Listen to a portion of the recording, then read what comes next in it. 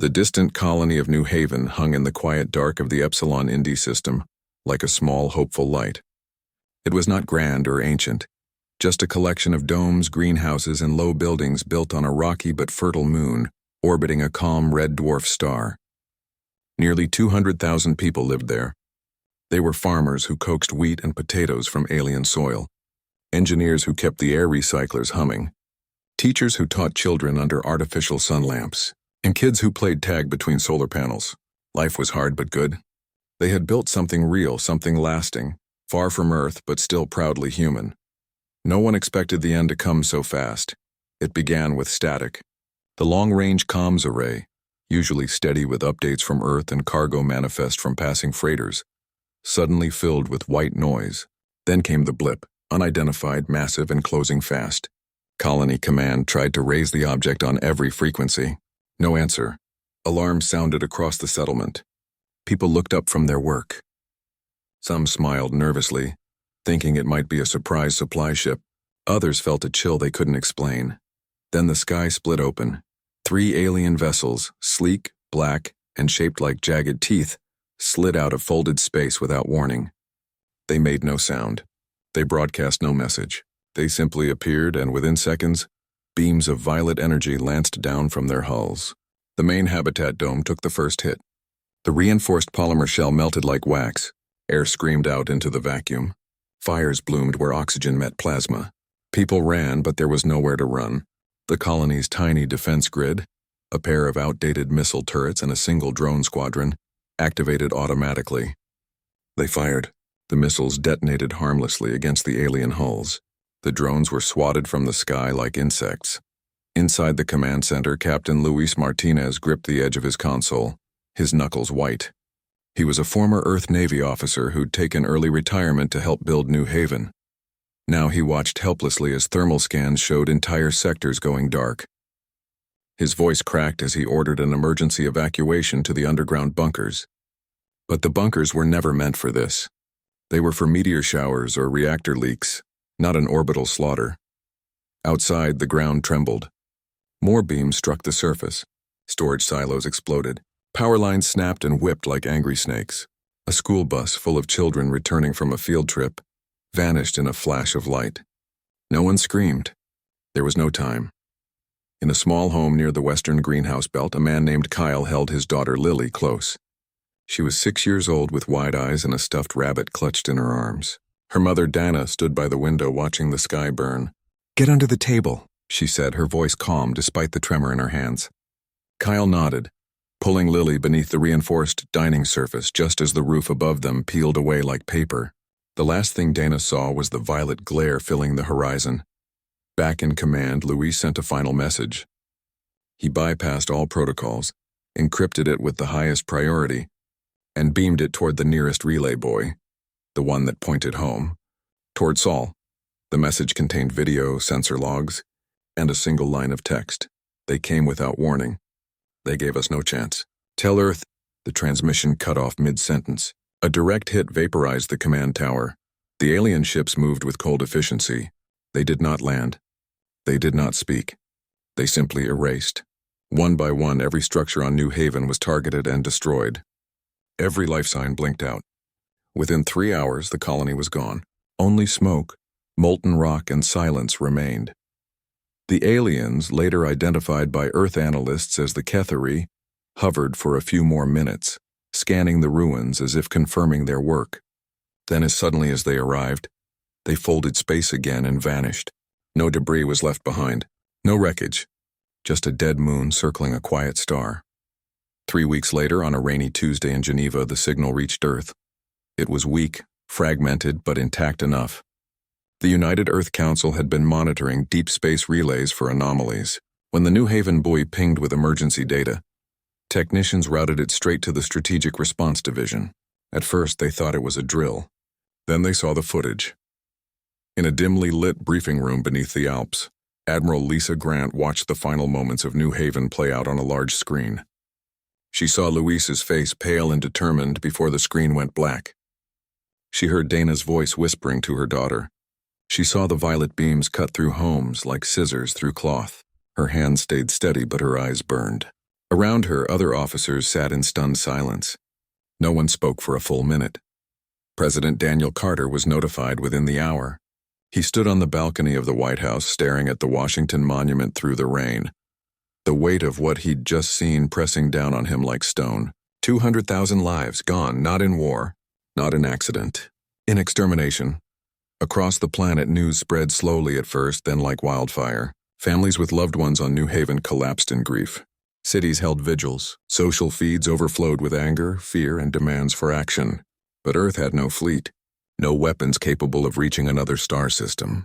For decades, humanity had chosen peace over power, exploration over empire. Now that choice had cost them everything. Yet in that grief, something else stirred. Not just sorrow, but resolve. In labs buried under Nevada deserts, scientists like Dr. Paul Bennett received urgent calls. In shipyards orbiting Mars, engineers were pulled from civilian projects and handed new orders. In military bases from Sydney to Oslo, volunteers stepped forward without being asked. The Kithari thought they had silenced a minor outpost. They did not know they had awakened something far older, far fiercer, the will of a species that had clawed its way out of caves, survived ice ages and world wars, and now refused to be erased from the stars. But for now, in the ruins of New Haven, there was only silence. The wind blew across shattered glass and twisted metal. A child's shoe lay half buried in ash, and high above, the red dwarf star continued to shine, unaware that its quiet system had just become the spark for a fire that would soon consume a star. Earth had always argued about what lay beyond the stars. Some said humanity should spread gently like seeds on the wind. Others warned that the galaxy was not kind to the unprepared. For years, the peaceful path won. Colonies were built with tools, not weapons. Ships carried scientists, not soldiers. But New Haven changed everything. The silence that followed its destruction was louder than any explosion. In Washington, President Daniel Carter called an emergency session of the Unified Earth Council. Delegates from every nation sat in a circular chamber deep beneath Geneva, their faces lit by soft blue screens. No one shouted. No one debated. They simply agreed never again. Within 24 hours, every major power signed the Seoul Defense Accord. Resources once used for trade or research were redirected. Factories that built solar harvesters began forging hull plating. Universities paused civilian programs to assist military science. The world moved as one. At the heart of this shift was the Helios Project. Buried under miles of Nevada rock, it had begun as a dream, a way to fold space not just for travel but for something more. Dr. Paul Bennett had led the team for years, chasing theories most called impossible. Now, with unlimited funding and a clear mission, his work took on a darker edge. He didn't want to build a weapon, but he knew if Earth didn't protect itself, there would be no future to protect. Paul worked 16-hour days. His lab hummed with energy converters, quantum stabilizers, and prototype drives that glowed faint blue in the dark. Around him, young physicists like Nina Patel and engineers like Carl Ruiz ran simulations, tested materials, and recalibrated equations. They spoke little. Their eyes were tired, but their hands never stopped moving. They had seen the footage from New Haven. They knew what failure meant. Meanwhile, Admiral Lisa Grant stood on the observation deck of Lunar Command, watching Earth rise over the moon's gray horizon. She had spent her career preparing for conflicts that never came. Now she was building a fleet from almost nothing. Old cargo haulers were retrofitted with armor and targeting systems. Mining drones were reprogrammed for combat. And at the center of it all was the Aurora, a sleek, fast vessel unlike any before designed to carry the Helios weapon to its target. Lisa needed pilots who understood both courage and precision. She didn't have to look far. Ryan Cole, a former Mars transport pilot, volunteered the day the call went out. He'd lost friends on New Haven, colleagues who'd helped him fix his ship during a sandstorm years ago. He didn't speak much about it. He just showed up, handed over his civilian license, and said, "Put me where I'm needed." Megan Shaw joined soon after. She had been a deep space comms specialist, fluent in signal analysis and alien frequency patterns.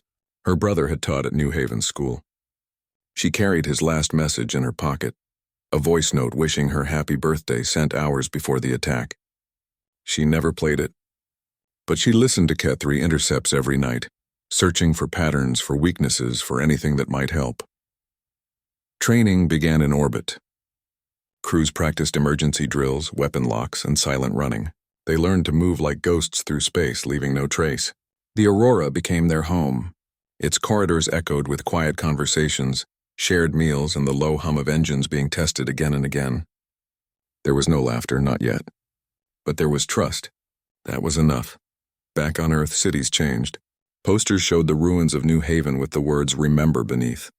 Schools taught children about vigilance. Factories ran day and night. Even artists contributed, paintings, songs, poems, all echoing the same truth. Humanity would not be prey. Paul made a breakthrough in week 6. The null drive could work, not just as a propulsion system, but as a weapon. By destabilizing the quantum field around a star, it could trigger a chain reaction that would collapse the entire system. It wouldn't be an explosion. It would be an unraveling. One moment a star would shine. The next it would fold inward, taking its planets with it. The math was sound. The risk was total. But Paul knew there was no middle ground. The Cathari had shown no mercy. Earth could not afford to show hesitation. Lisa reviewed the plan in her quarters late one night. The star charts glowed softly on her desk. She traced the path from Sol to the Cathari homeworld, a journey that would take months even with the new drive. She thought of Luis Martinez, the last face she'd seen in the New Haven transmission. She thought of Dana and Lily, their names now etched into memorials across Earth. She closed her eyes and whispered, "We're coming." Ryan and Megan trained together in the simulators. They flew mock missions through asteroid fields, dodged phantom enemy ships, and practiced deploying the null drive under fire. They rarely spoke about why they were there. They didn't need to. Their reasons lived in the silence between commands. In the way Megan double-checked Ryan's flight path. In the way Ryan always waited for her signal before engaging thrusters. The world watched, holding its breath. News channels showed clips of ship launches, factory outputs, and council meetings. But the real work happened in shadows, in labs, in orbit, in the quiet resolve of people who had lost something and refused to lose more. Paul stood alone in his lab one evening, staring at the final schematic of the null drive. It looked harmless, a ring of silver coils surrounding a core of dark matter containment. But he knew what it could do. He thought of his daughter, Claire, sleeping safely in their apartment above ground. He wondered if she would one day ask what he had built.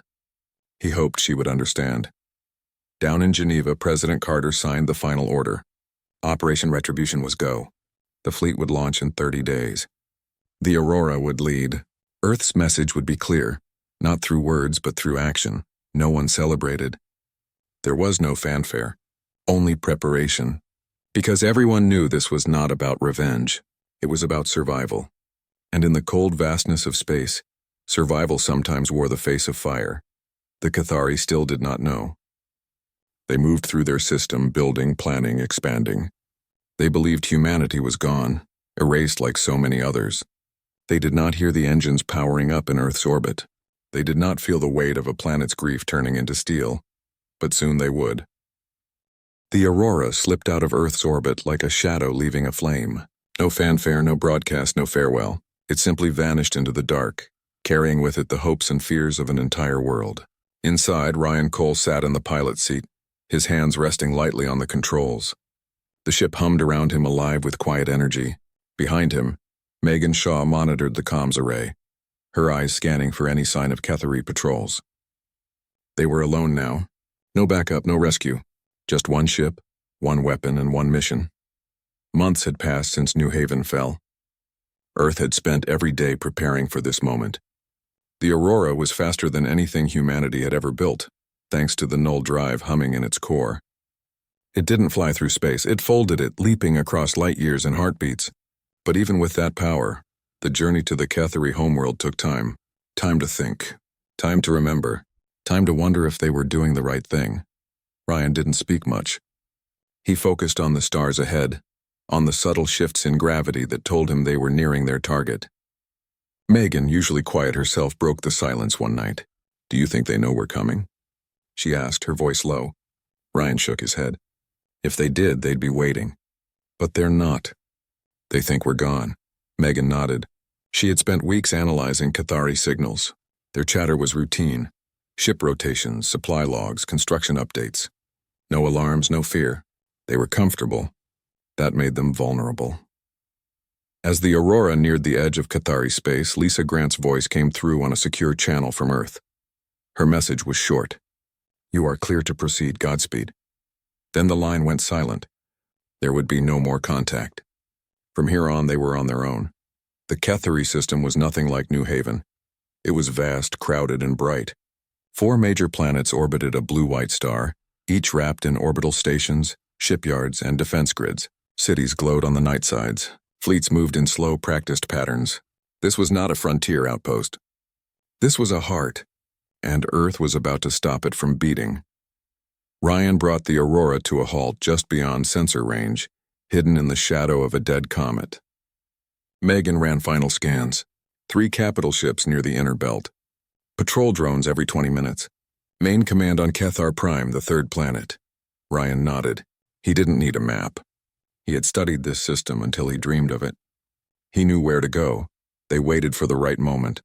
A supply convoy was due to pass through the outer rim in 6 hours. The Aurora would slip in behind it, masked by its signal. It was risky, but it was their best chance. As they waited, Megan played a soft tune through the cabin speakers, a lullaby her brother used to sing to his students on New Haven. Ryan didn't say anything.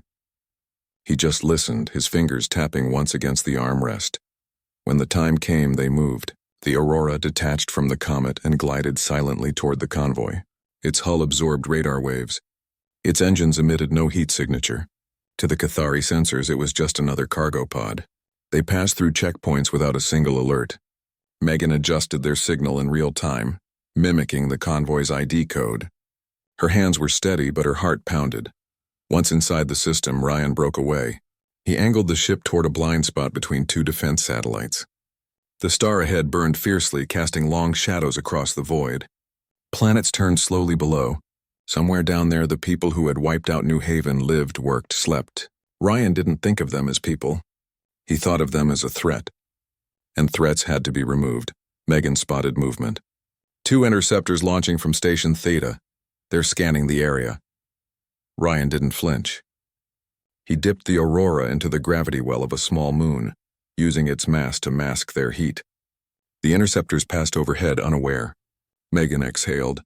"We're clear." They reached the deployment zone, a quiet pocket of space just above the system's orbital plane. Here, the null drive would have maximum effect. Paul Bennett's calculations had been precise. One activation and the star's quantum balance would collapse. There would be no explosion, no firestorm, just silence. And then nothing. Ryan powered up the drive. Coils glowed blue. The air inside the ship grew heavy, charged with energy. Megan locked the final sequence. Her finger hovered over the trigger.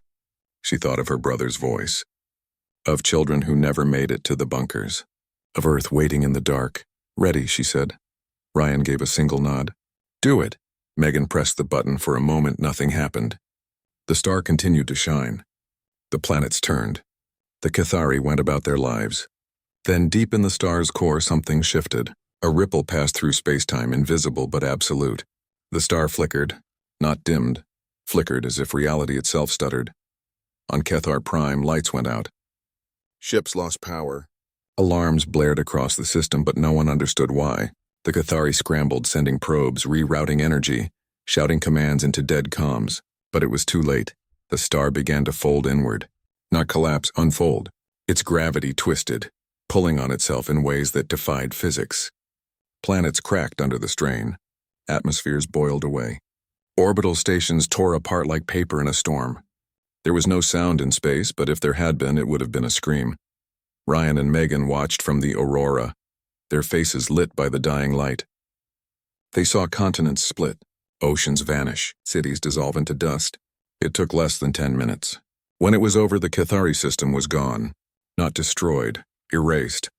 Only a cold, dark point remained where the star had been. Megan turned away. Ryan kept his eyes forward. Neither spoke. There was nothing to say.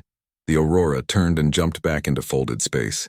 Behind them, the void swallowed the last traces of a civilization.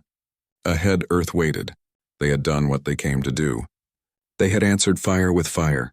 But as the ship leapt toward home, neither felt like a hero. They felt like witnesses to something too big, too final for words. and in the silence of the cockpit, the weight of what they had done settled in, not as pride, but as burden. They had saved Earth, but they had also become something new, something the galaxy would never forget. The news of the Cathari system's disappearance spread faster than any ship could fly. It did not come through official channels or victory broadcasts. It came in whispers, through broken alien comms, drifting sensor logs, and the sudden silence where a once busy star system used to hum with life. Other civilizations noticed. Some were enemies of the Cathari and felt relief. Others, neutral or unknown, felt fear. And all of them began to ask the same question.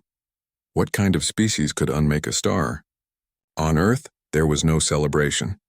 The streets were quiet. Flags flew at half-mast, not for mourning the enemy, but for remembering the cost. In every city, people gathered in parks and squares, not to cheer, but to stand in silence. They had demanded justice for New Haven. They had gotten it. But justice, it turned out, left a hollow feeling in the chest. Admiral Lisa Grant stood alone at the new memorial wall in Arlington. It stretched for miles now, etched with the names of everyone lost on New Haven. Men, women, children, even pets listed beside their families. She ran her fingers over the name Luis Martinez. She had never met him, but she knew his voice, his face, his final act of courage. She wished she could tell him it was over.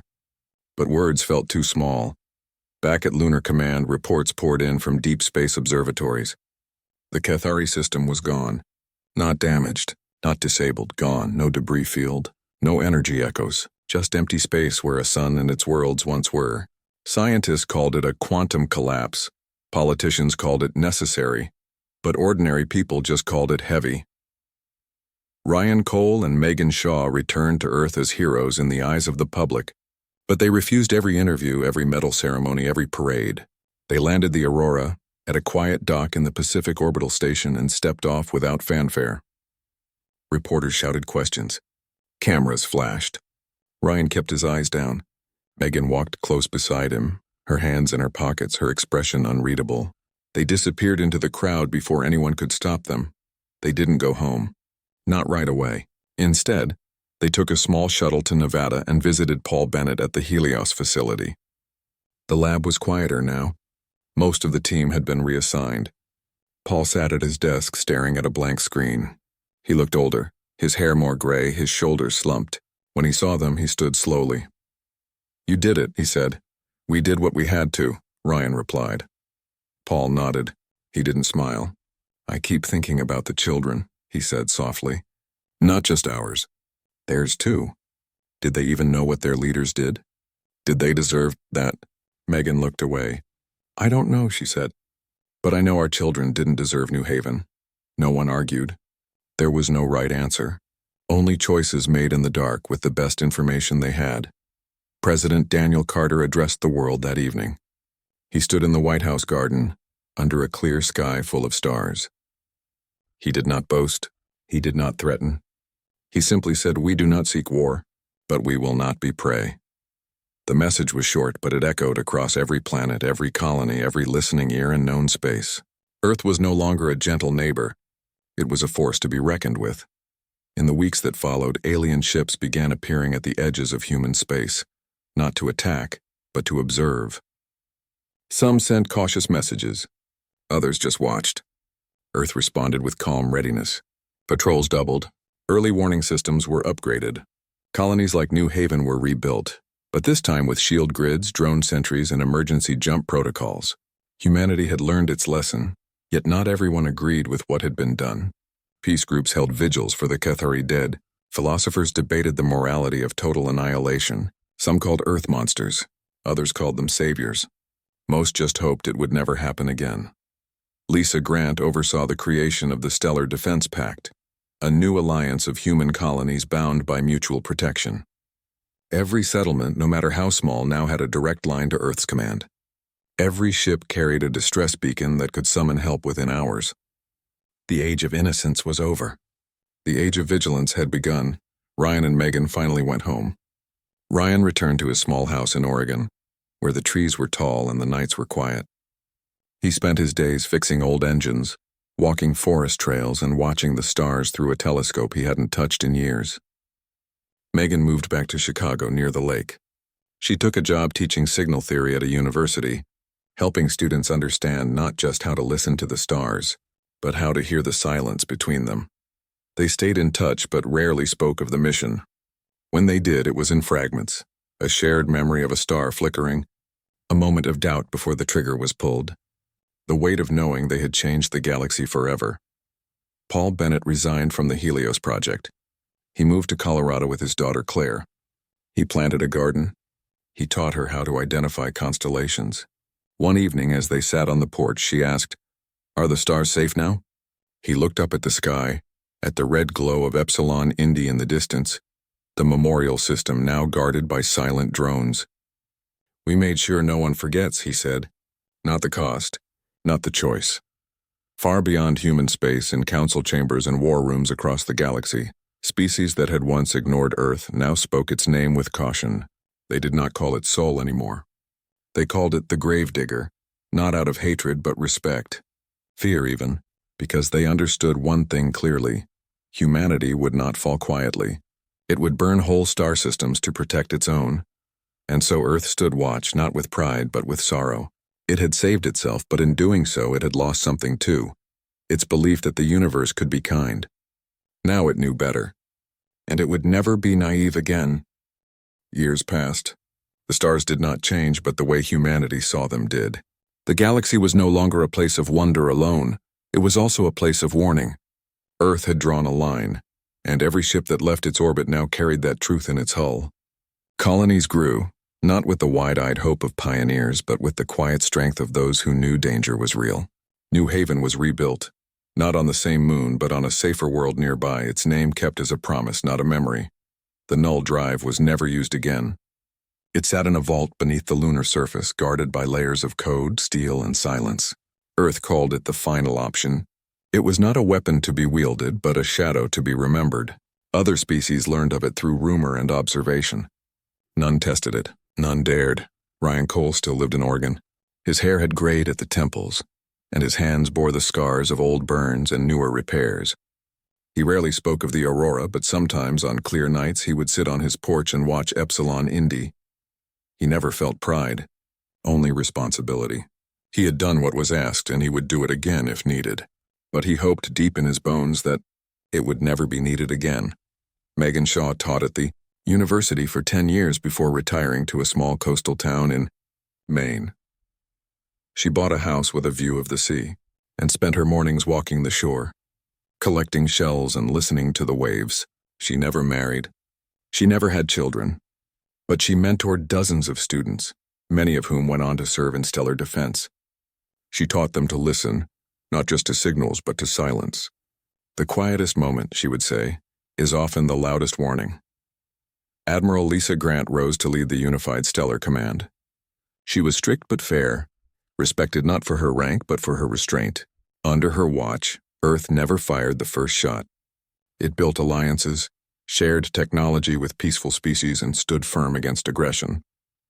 She carried the names of New Haven in her heart, not as a call for vengeance, but as a compass for justice. Paul Bennett grew old in Colorado.